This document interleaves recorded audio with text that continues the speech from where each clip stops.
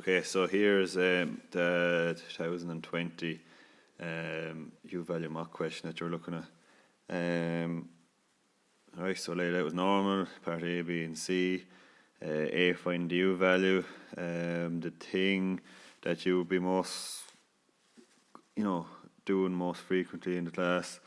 Make sure you put in your external surface resistance on your table, and make sure you put in your internal surface resistance. And then sometimes some of you would use the thermal data to calculate how many layers you're going to have. Alright, so it says conductivity of the concrete blockwork, so make sure you realise there's an internal leaf and an external leaf, and then same for the plaster, so there's internal plaster and external plaster as well, so just watch out for those. Part B then is the same as most cases, and then part C the same. So then looking at the solution then, so you'll see on the left hand side there you have 27, 16 and 17. Those marks can vary ever so slightly from question to question depending on how many layers you have on your table. So in this case we had 7, and then in some questions you might have 6, 5, you might have more, you might have 9 or 10 as well.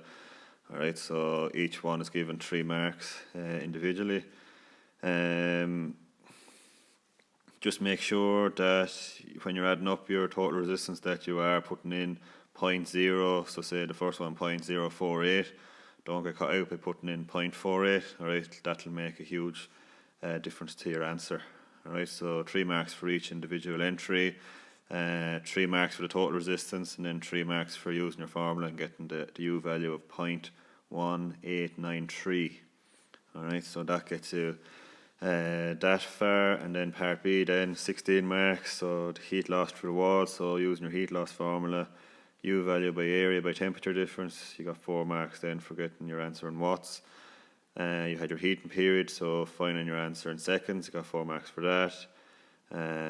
You got 4 marks for the next part, and you got 4 marks then for the final part as well. So finding your the value of the heat lost. Okay, so that can vary ever so slightly based on how many decimal points you use. So just be careful, try and stick to 3, if not 4.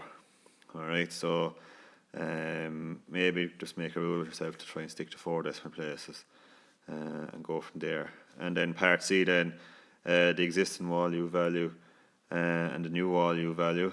Alright, so there's a massive difference there. And then take away one resistance from the other, get you the resistance that the insulation will have given, use the conductivity, so you'll see you get 4 marks for finding the resistance of the new wall, so putting 1 over 0.15 gets you 6.666, that's 4 marks. Then taking 1 from the other, so simple subtraction, you get 4 marks then to get 6.1384.